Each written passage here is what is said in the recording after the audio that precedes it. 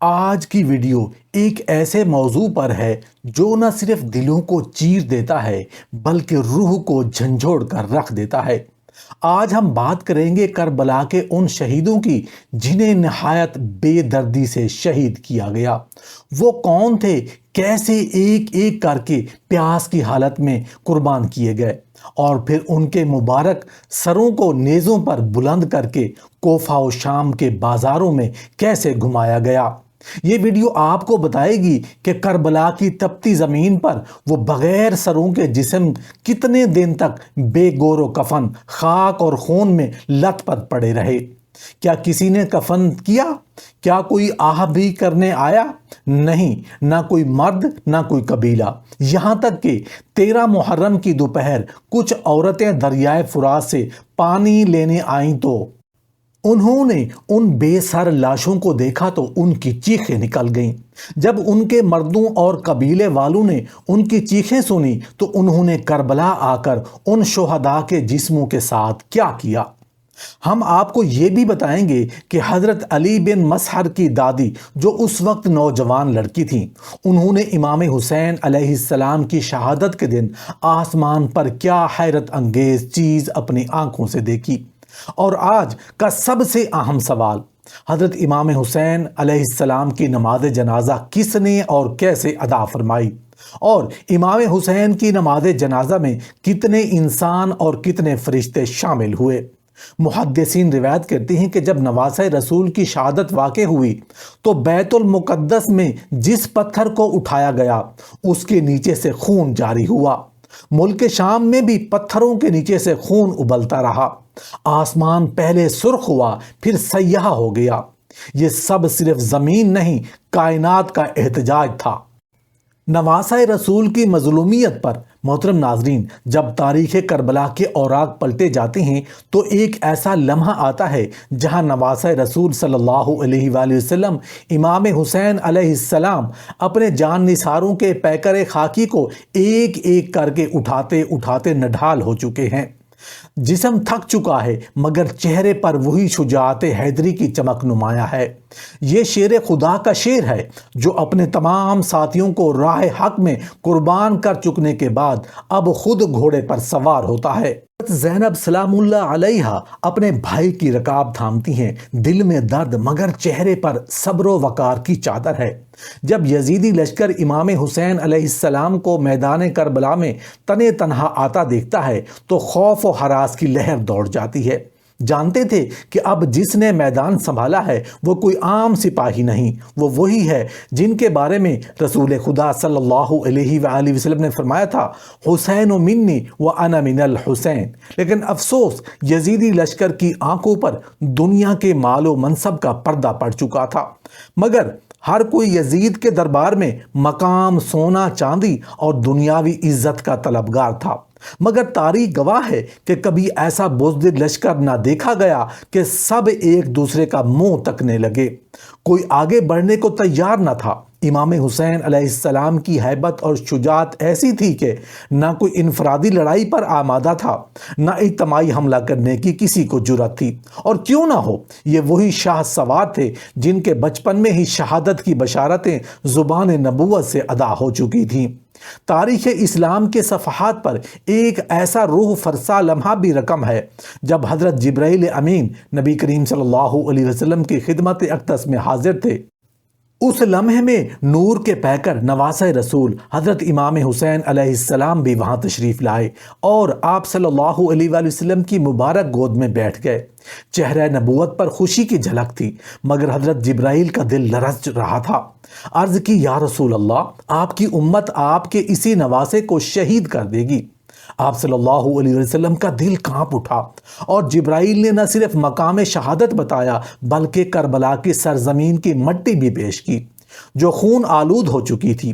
آج وہی نواسہ رسول امام علی مقام حسین علیہ السلام وفا، صبر اور عزیمت کا پیکر بن کر میدان کربلا کی طرف بڑھ رہے ہیں۔ سامنے وہ فوج ہے جو بزدلی کی پست ترین مثال ہے، جو دور سے تیر اندازی کر رہی ہے کہ اگر امام قریب آ گئے تو ان میں سامنا کرنے کی طاقت نہ ہوگی۔ امام حسین کو تیروں کے کئی زخم لگ چکے تھے، مگر شمشیر حیدری اب بھی بلند تھی۔ دشمن کا ہر وار الٹا پڑ رہا تھا۔ فوجی امام کے رعب سے خود ہی اپنی گردنیں کٹوا رہے تھے۔ سینکڑوں یزیدی سپاہی جہنم رسید ہو چکے تھے۔ ایسے میں اذان کی آواز بلند ہوئی۔ امام حسین نے تلوار روکی اور فرمایا، مجھے نماز پڑھنے دو۔ یہ وہ وقت تھا جب دشمن کی بزدلی انتہا کو پہنچ چکی تھی، مگر پھر بھی شمر ملعون نے سپہ سالار مالک کو اکسانا شروع کیا۔ پیچھے سے ایک ایسا زہر آلود وار کیا گیا جو امام کے مبارک کلہ کو چیرتا ہوا سر تک پہنچ گیا۔ خون کا فوارہ ابل پڑا، لیکن پھر بھی شجاعت کا کوہ گرا نہ گرا۔ دشمن جب سامنے آ کر کچھ نہ کر سکا تو شمر ملعون کے حکم پر تیروں کی بارش کی گئی۔ امام کا جسم تیروں سے، نیزوں اور تلواروں سے چھلنی ہوتا جا رہا تھا، مگر کوئی نہ تھا جو اتنی عظیم روح کو شہید کرنے کی جرت کرتا۔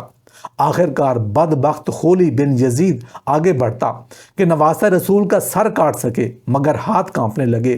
پھر شقی القلب ذلیل اور بے شرم سنان بن انس آگے بڑھا اور چند دینار اور یزیدی انعامات کی لالچ میں سر تن سے جدا کر دیا۔ یہی نہیں، ابن زیاد کے حکم پر امام حسین سمیت تمام شہداء کے مبارک سروں کو نیزوں پر بلند کیا گیا، اور مظلومیت کی انتہا یہ ہوئی کہ امام کا لاشا گھوڑوں کی ٹاپو تلے پامال کر دیا گیا۔ نواسہ رسول، جن کے بارے میں نبی پاک صلی اللہ علیہ وآلہ وسلم نے فرمایا، حسین منی و انا من الحسین، آج انہیں شہید کر دیا گیا، مگر ان کا خون رہتی دنیا تک حق و باطل کے فرق کو واضح کر گیا۔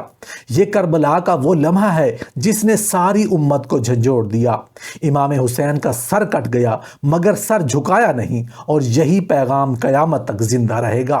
یہ واقعہ حضرت علی بن مسہر رحمۃ اللہ علیہ کی روایت سے نقل کیا گیا ہے، جو اپنی دادی کے حوالے سے بیان کرتے ہیں۔ وہ فرماتی ہیں، میں اس وقت ایک کم عمر لڑکی تھی جب امام حسین علیہ السلام کی شہادت کا اندوہناک واقعہ پیش آیا۔ انہوں نے بیان کیا کہ شہادت حسین کے بعد آسمان کئی دنوں تک اسی طرح سرخ نظر آتا رہا جیسے وہ جمے ہوئے خون کی طرح ہو۔ یہ عالم صرف ایک فطری مظہر نہ تھا، بلکہ قدرت کی طرف سے کائنات کا احتجاج تھا۔ جب امام حسین علیہ السلام اور ان کے جان نثاروں کو کربلا کے تپتے میدان میں شہید کر دیا گیا تو ان کے جسم مبارک بغیر کفن و دفن کے بے سر خاک و خون میں لت پت ریت پر پڑے رہے۔ دشمن نے ظلم کی انتہا کرتے ہوئے نہ صرف نواسہ رسول کو شہید کیا، بلکہ ان کی مخارات عصمت کو قیدی بنا کر اہل بیت کے سروں کو نیزوں پر بلند کر کے کوفہ کی طرف روانہ کیا۔ کربلا کی سرزمین ماتم کر رہی تھی، اور اس کا ظلم کا گہوارہ ہر ذرہ، ہر درخت اور ہر ذی روح تھا۔ 13 محرم الحرام کو قبیلہ بنی اسد کی کچھ خواتین پانی لینے کے لیے دریائے فرات کی طرف گئیں۔ جب وہ واپس آ رہی تھی تو انہوں نے کربلا کے میدان میں بکھری ہوئی بے کفن لاشوں کو دیکھا، جسم بے سر تھے، خون میں رنگے پڑے تھے۔ یہ منظر اتنا دل دہلا دینے والا تھا کہ خواتین چیخیں مار مار کر رونے لگیں۔ وہ فوراً واپس اپنے قبیلے گئیں اور مردوں کو خبر دی، خاندان نبوت کی لاشیں کربلا میں بکھری پڑی ہیں، ہمیں انہیں دفنانا چاہیے، یہ ہماری ذمہ داری ہے۔ چنانچہ قبیلے کے کچھ مرد بیلچے اور کدالیں لے کر ان خواتین کے ساتھ میدان کربلا پہنچے اور قبر کھودنے کا کام شروع کیا۔ سب لوگ نیت کر چکے تھے کہ امام حسین کا جنازہ پڑھایا جائے اور دفن کیا جائے، مگر جیسے ہی وہ تیار ہوئے، ایک گھوڑے سوار کا ظہور ہوا۔ وہ سیدھا آ کر امام حسین کے جسد مبارک کے ساتھ لپٹ کر رونے لگا۔ اس کے رونے میں ایسی کرب انگیزی تھی کہ پورا میدان ماتم بن گیا۔ اس گھوڑے سوار کی ہیبت، رعب اور نورانیت ایسی تھی کہ قبیلہ بنی اسد کی تمام افراد خاموشی سے ایک طرف ہو گئے اور میدان کو خالی کر دیا۔ وہ سوار کھڑا ہوا اور حضرت امام حسین کا جنازہ خود پڑھایا۔ پھر وہ ایک ایک لاش کے پاس جاتا، نام لے کر پہچانتا اور نہایت محبت، ادب اور آہوزاری کے ساتھ دفن کرتا رہا۔ اس نے سب سے آخر میں حضرت عباس علمدار علیہ السلام کو دفنایا، جن کا جسم میدان کربلا کے دوسرے کنارے پر تھا۔ ان کے بازو قلم تھے اور زخموں سے چور جسم میں علم کی عظمت اب بھی نظر آتی تھی۔ اس عظیم بھائی کو دفن کرنے کے بعد وہ گھوڑے پر سوار ہوا اور روانہ ہونے لگا۔ قبیلہ بن ابی سعد کے ایک شخص نے آگے بڑھ کر ادب سے پوچھا، اے محترم، آپ کون ہیں؟ وہ نورانی چہرہ مسکرایا اور فرمایا، میں علی بن حسین ہوں، یعنی امام زین العابدین علیہ السلام، امام حسین کے فرزند اور شہداء کربلا کے واحد بالغ مرد قیدی جو بیماری کے باعث میدان جنگ میں شرکت نہ کر سکے، لیکن تدفین کے اس عظیم فریضے کو خود انجام دینے کے لیے اللہ کی قدرت سے آزاد ہو کر تشریف لائے۔ یہ وہ لمحہ تھا جہاں کربلا کی زمین سکون میں آئی، شہداء کو ان کا مقام ملا اور تاریخ نے گواہی دی کہ نواسۂ رسول کو بے کفن مار دیا گیا، مگر ان کا وقار، ان کا مرتبہ اور ان کا جنازہ خود ان کے فرزند نے پڑھا، جسے رہتی دنیا تک فراموش نہیں کیا جا سکتا۔ امام حسین علیہ السلام کے مقام شہادت اور ان کی قبر پر روزانہ متعدد فرشتے حاضری دیتے ہیں۔ روایات میں مختلف اعداد بیان ہوئے ہیں، جیسے 70,000 فرشتے جو کعبہ سے روانہ ہو کر اولاً قبر رسول صلی اللہ علیہ وآلہ وسلم، پھر امام حسین علیہ السلام کی زیارت کرتے ہیں۔ ساتھ ہی کچھ روایتیں 4,000 گریہ کرنے والے فرشتے کھڑے رہنے کی تصدیق کرتی ہیں۔ امام حسین علیہ السلام کے نماز جنازہ میں فرشتوں کا شریک ہونا ایک منقول روایت ہے کہ جب ان کے پیرزادہ امام زین العابدین علیہ السلام نے ان کی تدفین کی تو فرشتوں کے جھنڈ بدرجہ عالی موجود تھے، اور نبی کریم صلی اللہ علیہ وآلہ وسلم اور امیر المومنین سیدنا علی علیہ السلام نے بھی قبر کی تیاری میں فرشتوں کے ساتھ شرکت فرمائی۔ جب امام حسین علیہ السلام مدینہ سے کربلا کی جانب روانہ ہوئے تو ایک گروہ فرشتے آپ کا استقبال کرنے آیا، جن کے سوار جنت کے گھوڑے تھے اور ہاتھوں میں مقدس شمشیر رکھے ہوئے تھے۔ شہادت امام حسین علیہ السلام انسانی تاریخ کا وہ غیر معمولی لرزہ خیز واقعہ ہے جس نے حق و باطل کے درمیان ایک ناقابل انکار لکیر کھینچ دی۔